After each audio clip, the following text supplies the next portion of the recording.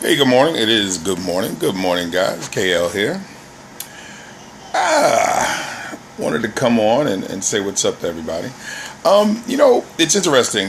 Since I turned my life around, one of the things that I do is try to help women uncover men like I used to be. And what I mean by what I used to be, I was a very whorish type of guy. And so now, as a loving husband, what I try to do is uncover ways to help women to deal with men that I used to be, as well as I try to help brothers get away from being suspect in their behaviors towards women and understand that it's about building sound relationships.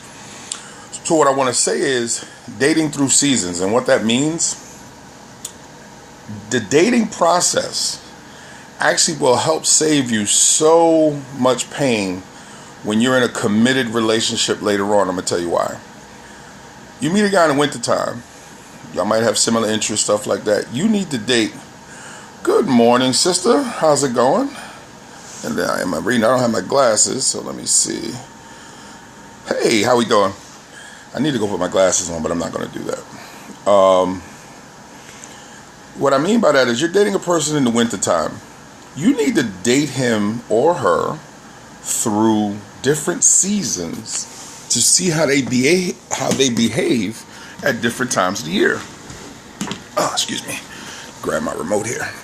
Because in the wintertime, I did all type of whoring. In the summertime, I didn't want to be bothered. So, I would be one way with women in the wintertime. And right about, right before Valentine's Day, pretty much would break up, and that was about it. I didn't feel like being bothered. I love being in a relationship in the wintertime. I love being free in the summertime. So I would actually sabotage the relationships just about spring. So I was good. But this is really for the women. Men, if you got a problem with it, fine, whatever. You have to date and see this guy in different seasons because different things are going on at different times of the year. One, in the wintertime, women are covered up. It's colder. A lot of people don't like to travel. A lot of people want to be hugged up and everything else, cuffing season or whatever some of my young students are saying. But then when those clothes start to come off and there's more opportunity to do a lot of things, many men do that and think there's nothing wrong with it. It's because many of them, it's what they were taught. Now I'm going to talk about that at another time, because many of the ways that we act as men is because of our influences or lack thereof of influence. Remove a father, you remove so much experience that a young man could have. Surround him with corny dudes who have no idea themselves, well, then the rhetoric replaces itself and the self-fulfilling negative prophecy continues. This is part of why I do what I do, speak at the places that I speak, do the things that I do, write the books that I write. It is with the hope to try to replace a lot of that foolishness with sound knowledge and understanding of how and why, so we can get to that. And we know that clothes start to come off the spring, the summertime, but it's also access to a lot of different places. And some men may now not want to be up under their woman. So it's like, okay, I'm going to go do whatever, go wherever. You need to see that. You also need to see him when he's out and about. You may not see that in the wintertime. Wintertime, it's cold. People is moving, just trying to get to where they got to go, get indoors, and so much happens behind closed doors, so it's whatever. And you need to see him through those changes. See him in the spring, see him in the fall, and see if he's even kilted, if his behaviors are very, because remember, if you get with this man, you're going to be with him through these seasons and possibly a lifetime or whatever, or till the relationship self-destructs. So I say that to say this, is the dating process, and our grandparents knew this. They knew that courting was necessary to get to know somebody. We have seemed, with all the technology, to just remove all that. We jump right into things.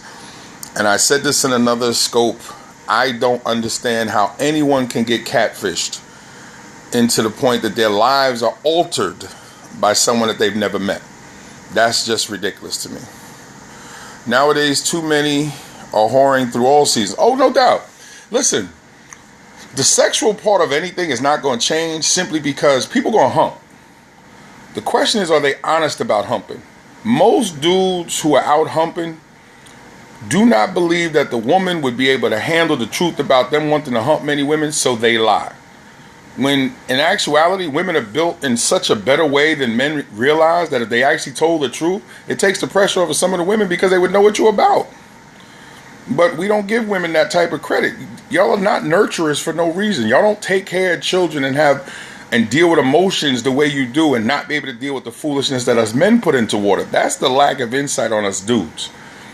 And dudes lack so much insight that we don't give you the credit for the other things and how it would carry over to what we would do in a relationship. Think about it, ladies. I'm going to speak to the ladies now because this is what I write about. When I'm writing or when I'm speaking, this is what I do. You get the most emotion from your man when he's caught doing something wrong or when the relationship is about to end. Why? Why isn't that emotion at the forefront, at the beginning, during? Not when he's got caught cheating. Not when you're ready to walk out the door because you're so tired of the treatment that you've gotten from him. Most of the time it is because men don't know how to deal with the emotions that you women deal with on a regular. Listen, every 28 days, ain't nobody more emotional than a woman. Us men don't even understand that. So our emotions and our feelings change through each season. And so my thing is, I want to empower women to pay attention to that. Date through the seasons. Date that man in the spring. Date that man in the summer. Date that man in the fall. I told a woman that she should take time, and she said, ain't nobody got a whole year to date nobody. Really? Really? So this is what we're doing now? We just rush into it and then be the same individuals complaining about why he crazy, complaining about why he don't love me, complaining about he's so devoid of emotion. Because you didn't see that in the summertime he loves basketball so much he won't even know you exist. You didn't see that in the wintertime he's able to creep in every crevice because it's cold and give you an excuse about why he wasn't around. That's because they confuse what Steve Harvey says with well, first of all, I'm going to be honest with you. A comedian who doesn't, well, no, I take it back. I'm not going to disrespect Steve Harvey in that way because I'll give him credit for this. He puts his truth out to the world, like I put my truth out to the world. And people gravitate to him because he's a famous comedian.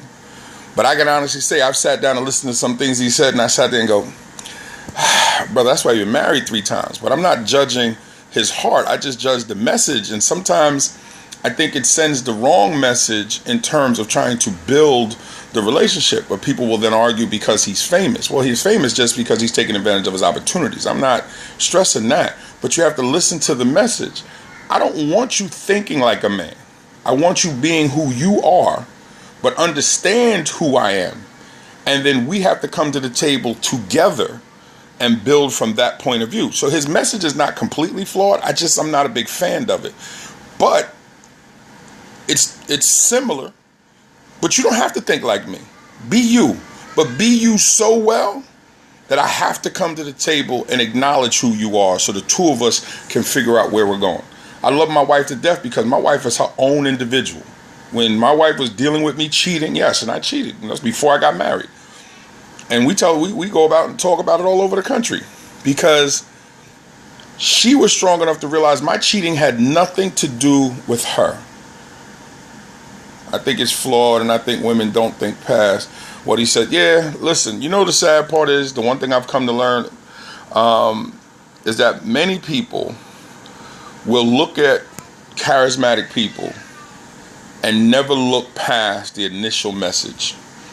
And they run with whatever's said. This is why we have cults. This is why we have individuals. This is why teleministry is so powerful, is because a person can stand there, and if they're believable, people will run with it. I learned a long time ago when I was working on my associate's degree in travel and tourism, and it was a business degree. When dealing with fires in crowded places, they tell you don't look like you know what you're doing until you figured out your next move. Because when people are frantic, if you look like you know what you're doing, people will follow you. Instead, they tell you, hold your head down a little bit, get your thoughts together, figure out it, and then go. Because people are going to follow you if you look like you have an idea.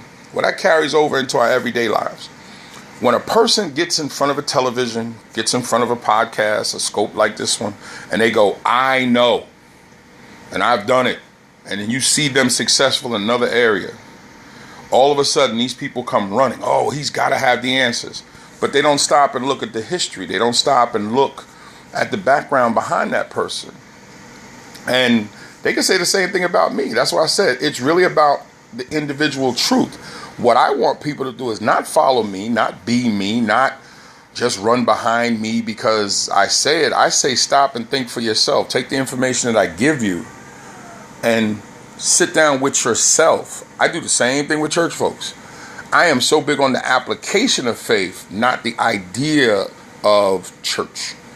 And people get offended by that. But it is what it is. I am a strong believer in faith. But I am bigger on the application of faith, just like I am in relationships. I am bigger on the application of a quality relationship and not just the name or being in the quality relationship and saying, oh, I have it. If you can't actually show other folks, I listen to you because you talk to me out of going backwards. I appreciate that, love. I really do. Well, now you see why I'm such aloof to so many folks. Like, people know that I write and people know I do a lot of things, but they wonder why I'm so distant. I like paying attention to people, but I'm not a big fan of being in a lot of circles, a lot of cliques, a lot of crowds, because you can get lost when you're amongst a lot of people who are not on the same wavelength that you are. You can get absorbed into a lot of foolishness when you're in cliques and other organizations or groups or tribes or whatever else you want to call it, and you start to lose your individuality. I am a strong individual, intellectual man who loves to help other people. I don't need titles, tags, organizations. I don't need anything. That's why you don't see me with 1,000 hashtags either. I'm not a big fan of that either. I will promote, I will network, I will socialize with whoever. I love it. But I am not standing and carrying too many other people's flags, because all of a sudden your individual message gets lost, and all of a sudden you got 1,000 people all saying the same thing, and people start to tune out after a while. And as an educator, when I go into a classroom, I have to focus. I'm in Brooklyn, New York. I'm trying to look at your name. Actually, if you could put your name in under your name, because I don't have my glasses so I can see the @ But I'm in Brooklyn, New York. I'm an educator and author, publisher, poet, loving husband, loving father. And it took me a while to get here. It took me 37 years to figure it out.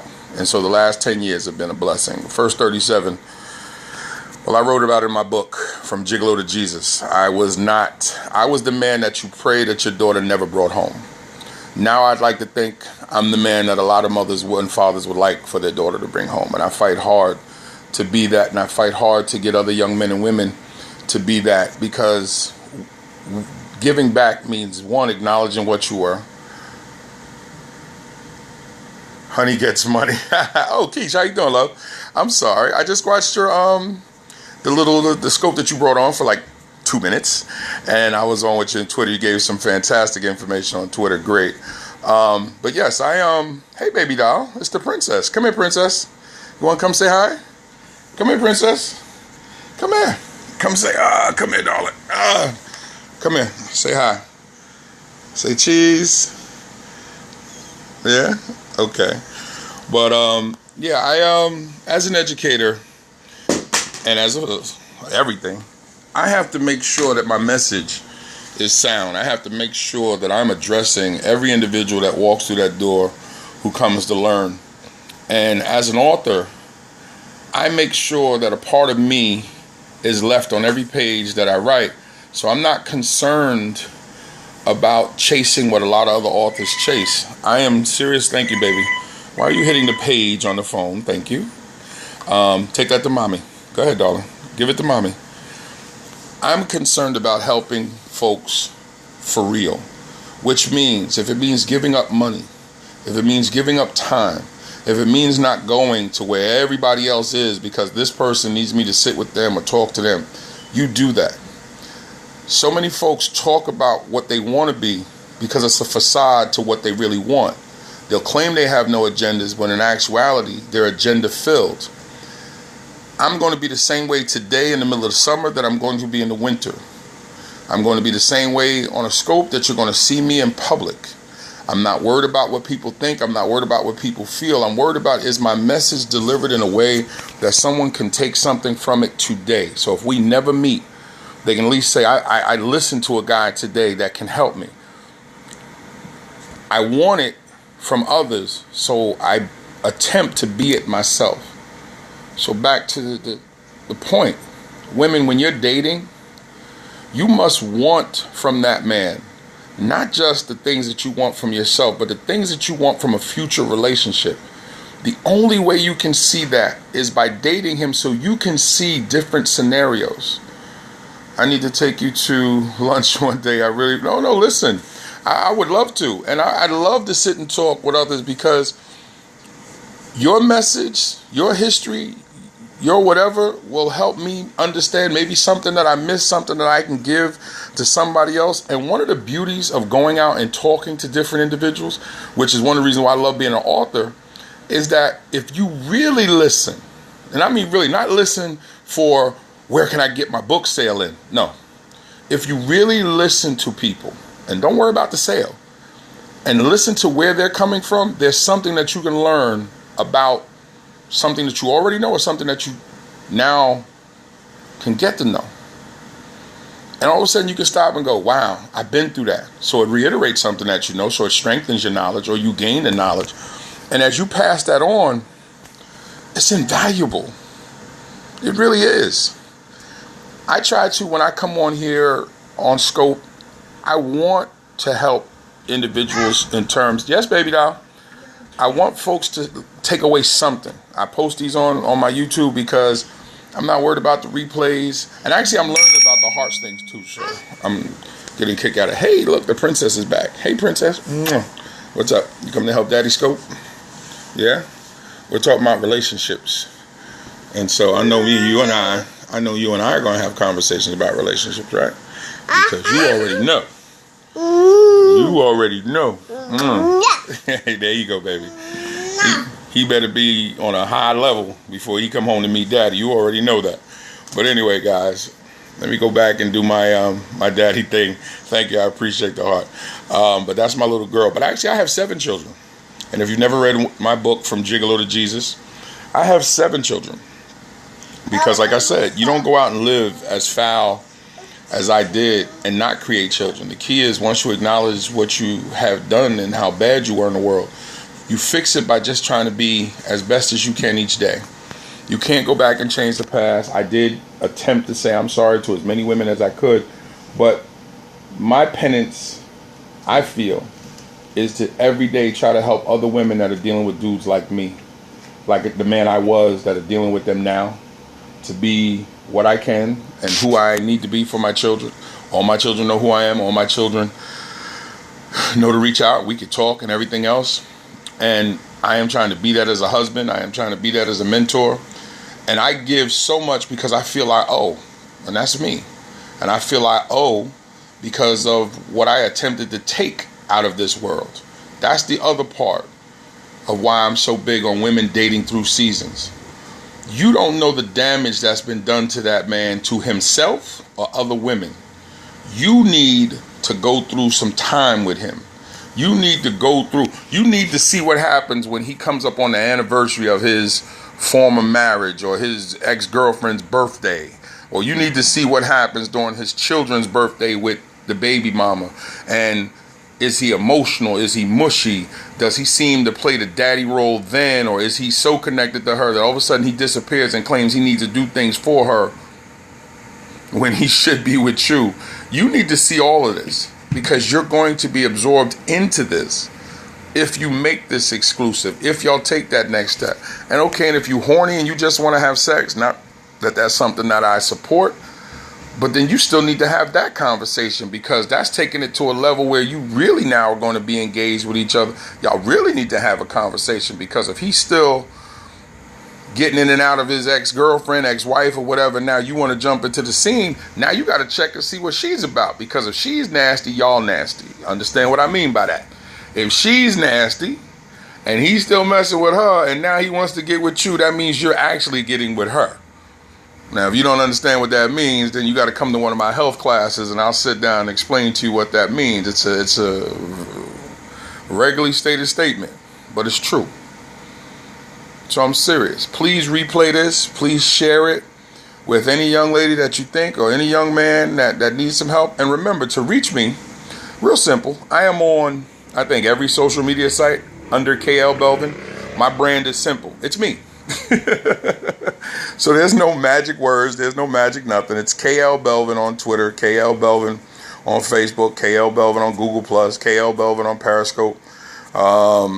My company, Belvin Books, on Twitter, Belvin Publishing, because I publish and write books that are about things that's going to help better things in this world. Because I write, the motto is we write from the heart the way it should be, because that's how I feel. When I sit down to write, I'm not worried about what the trend is or what's trendy. Those words don't even matter to me. What I worry about is, did I write something that when somebody reads it, they go, that was me, that was my uncle, that was my cousin, that was my wife, that was my girlfriend, that was my mom, that was my grandmother. And like my latest story is about a dude who's a teacher. I know a little something about that as an 18-year educator. He's a teacher who's torn between his love of sex and women. I know something about that. And he's torn because he's getting these negative, these guilty feelings. He has two friends, one that is in love with the church who used to be in the streets, and one who is doing his thing as a strip club owner, who are basically like, yo, do what you need to do. But he has a mother and grandmother who stay in his ear saying, you got to change your life, because this is what destroyed your father and your grandfather. And it all culminates to something happening that's going to cause him to make a decision one way or the other. And when I write from situations that I have dealt with, situations that I think about, situations that I pray don't happen. Because I believe when you write real life, when you put yourself down, it's the same way I teach in the classroom. They always say, don't bring your personal business to the classroom. Well, I do. I just don't give the intricate details to the students that I work with. But I let them know that I'm fallible. I let them know that I've made mistakes. I let them know that I am not perfect standing in front of you. I just got to information before you. Now, because of that, I have gotten in God knows how much trouble. Like even now, I'm excessed. So my current principal didn't like my style. So she excessed me and claimed that because my salary is so high, they weren't able to pay me. So now I'm basically floating around. When September starts, I don't have a school. But actually, I'm planning on making a move. I'm leaving New York because after 18 years of teaching, I'm tired of begging folks to let me teach. They have put handcuffs on me and basically rearranged it that good teachers can't teach anymore. And I said, once I stop loving it, that's it. But until I can officially quit, I feel anytime you're with someone, if you say you're trying to help them, then your job is to be as open as you can to receive what they're saying. So when you can give the help, and this is key, when you give the help, they understand why it's important. You can't help somebody who doesn't want to be helped. And if you're not getting them to understand why the help is important, you're failing. You may need to stop. Gather yourself up. Reorganize yourself to attack that front in a different way. Because if the person is saying, leave me alone, leave me alone, leave me alone, you can't try to force help onto them. So, ladies, again, please reply. And I appreciate all the hearts, guys. I'm sorry if I didn't acknowledge the hearts. I appreciate all of them. So, ladies and gentlemen who may see this, pass this on to anybody that you believe needs it. If they need to reach out to me, main office at BravinPublishing.com. Main office at BRAVIN Publishing.com. Main office at Publishing.com. My email, that's my email, I'm sorry. My website is www.bravin, BRAVIN, publishing.com. And feel free. I love to come to speak at schools. I love to come to speak wherever. Listen, I'll speak in the bathroom as long as you have your clothes on, because I ain't going to jail. I love to come and speak to anyone at any time, and I am engaging. I try to be the same way when I'm teaching. And I would love to come and tutor. I used to tutor on a regular, but then parents started trying to figure out ways not to pay me. I am a professional. You have to pay for that. But my biggest thing is trying to help women to not be in situations where they're being victimized by whorish type men. So I do catch flack from the brothers about why am I putting out the trade secrets, but I have to stand in front of God at some point. And I got so much that I'm hoping and I'm praying that he's all about what he says about forgiving, because Lord knows if I got to carry that weight with me to the altar, I'm finished. So I left mine and I walked away. So my job now is to try to help as many sisters as possible, because in helping the sisters, I help the children. And in helping the children, I'm changing the future. So my thing is, if I can get the women sturdy, now when I go to the men and get them to try to come home, we have a foundation that we can work on. Many of us talk about the destruction of families. Well, how do we fix that? You can't fix it all at one time. So I pick different parts to try to do what I can, and I'm real about mine. So again, I hope that this has helped. I hope that you got something from it. I hope that you share it. And reach out. Listen, I'm on the computer all the time. I don't watch a lot of television. I read books for information and for knowledge. I don't read as much for entertainment. I'm learning that to do that. But I'm always available. I'm always around. And I look forward to meeting new people. So hopefully I'll hear from you soon. Take care. Where will we go? We all do our part. Yes, we do. You know what? I would like to believe that, but many don't. Many don't do their part because many revel in destruction.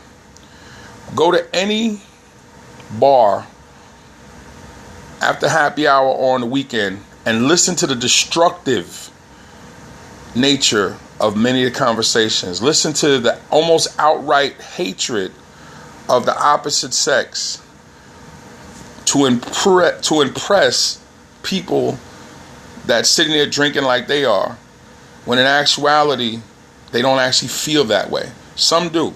So we're not all doing our part, because so many of us are allowing damage to go on in our own families, in our own relationships, and we're not putting a stop to it. We're not saying enough is enough. I see brothers who have sisters. This baffles me, because I was the one.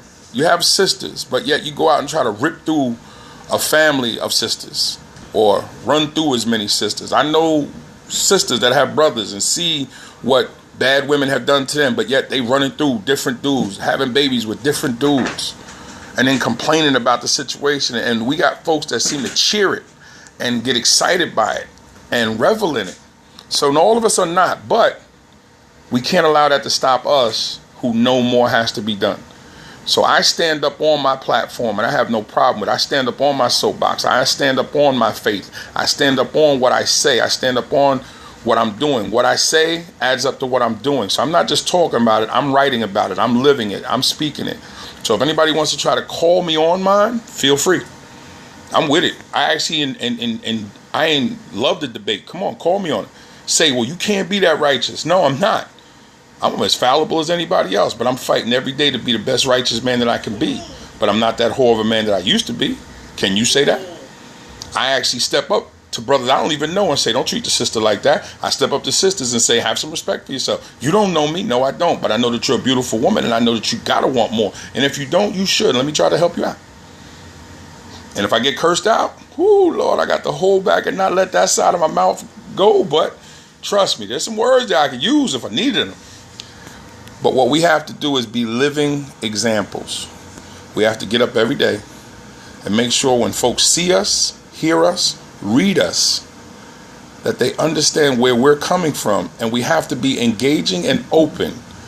So if a person wants to come and ask a question, they don't feel intimidated that they're going to be treated badly. My church folks.